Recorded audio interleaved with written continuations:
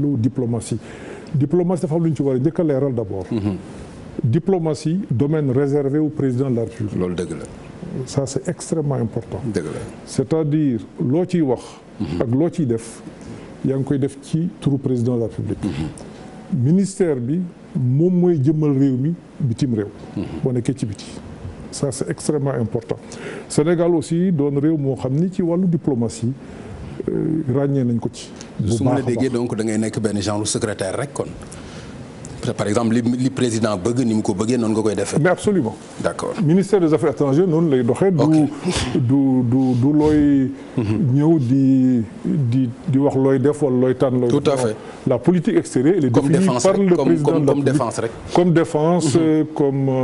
yeneen ministère. tout à fait ci ministère des affaires étrangères la gën a affirmé wu. d'accord parce que boo demee bitim réew war a joxe position munoo joxe lu dul position wu. kii nga xam ne moom moo la yabal. dëgg la kooku mooy ministre des affaires étrangères. may remercier di féliciter aussi sunu ambassadeurs yi ak sunu diplomates yëpp. fekk naa fa aussi des gens très compétents très qualifiés et vraiment ministère ba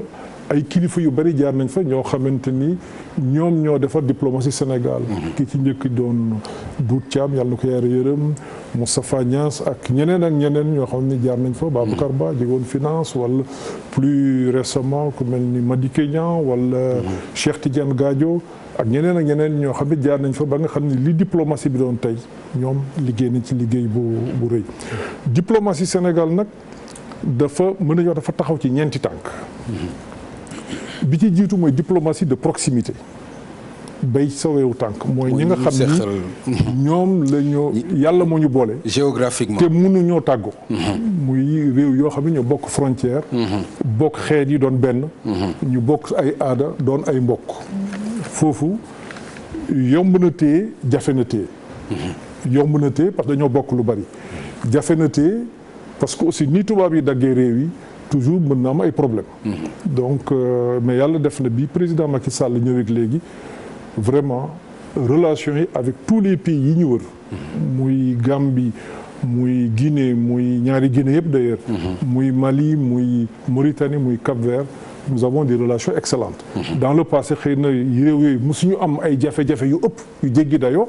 maanaam lu mel ni guerre waaye daan na faral di jafe wala di tàng mais bi président Macky Sall nekkee léegi vraiment relation yi baax na rafet na ba am na ci ay jéego yoo xam ne dox nañ ko ci ñu nag Mauritanie yàlla boole nañu wërsëg mooy pétrole ak gaz mais ci ñaari at daanaka. loolu bokk na ci li defar diggante bi itam pétrole ak gaz boobu ñu non du loolu parce que avant boobu aussi bokkoon nañu ñun ñoo moom OMVS courant ak ñoo bokk dex gi. mais bokkoon nañ ko mais teewutoon ay coow yu sew ci frontières yi di am. du ñàkk mais xam nga lu nekk ci wàllu politique étrangère. dafa am ay circonstances yoo xam ne mën na créer lenn yi. mais li ñuy jàpp mooy ci at yu mujj yi bi nga xam ne président Macky Sall ñëw na dëgg-dëgg diggante yi. gën naa ratax muy suñu diggante ak Mauritanie fi mu nekk defar nañ loo xam ni incha allah pétrole beeg gaz bi bu dee génn ñun ñoo koy bokk jariñoo am nañ lu mel noonu ak Gambie ñu ngi ciy liggéey ndax matul ñeenti weer rek amoon nañ fi conseil présidentiel ñu nax Gambie nga xam ni président Gambie dafa ñëw fii ak ay ministres am ñuy waxtaanee li nga xam ne ñoo ko tout à fait ñun ñoo réew yee ko bokk ci wàllu transport ci wàllu sécurité daaw président Macky Sall defoon na ko loolu mooy li njëkk tànk bi njëkk ci wàllu diplomatie et macha allah mi ngi ñu ngi koy doxal bu baax a baax ci ndigalu président deuxième pilier bi muy beneen tànk bi muy diplomatie d'influence Sénégal xëy na ci wàllu doole wala ci wàllu population am na foo xam ne tollu fa mais ci wàllu dayoo Sénégal respecté nañ ko loolu lu yàgg la c'est vrai c'est une tradition boo xam ne yàgg na ci Sénégal mais kilifa gu nekk la ngay dajeel ak la nga ciy def la nga xam ne gis nañ ko tey président Macky Sall def ko mooy il a li ñuy tubaab di wax un leadership beaucoup plus affirmé ñëpp nangu ko tey jii lépp lu ñu def ci àdduna bi bu ñu sañoon Sénégal da ciy bokk ak lu mu mënti nekk mën nañ ci jël lu mel ni NEPAD président daf ko yor na ko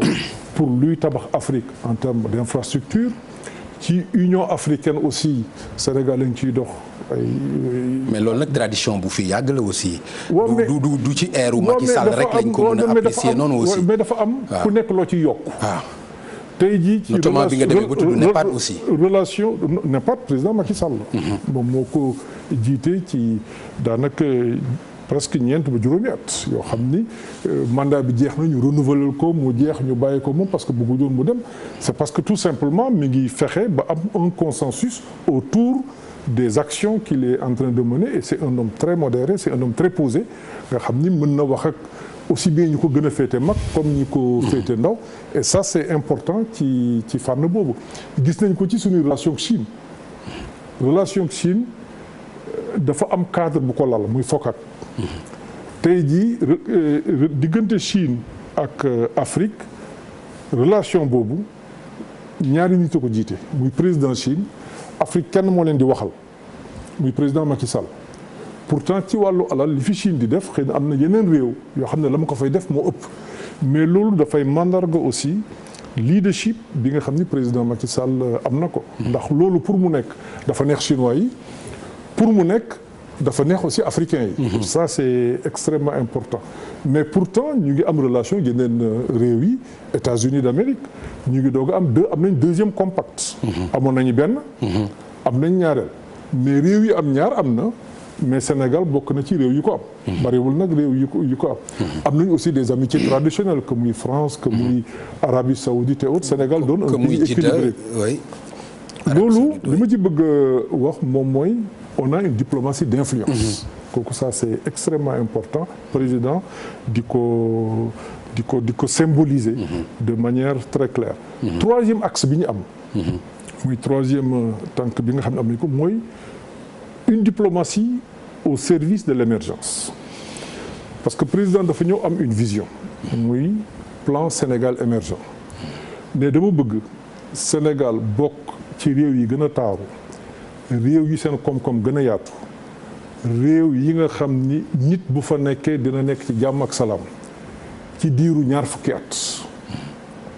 defar benn plan donc diplomatie bi dafay adossé wu aussi ci plan boobu fexe ba président mën a mettre en œuvre tous ces projets tous ces programmes et ça c'est extrêmement important mooy troisième axe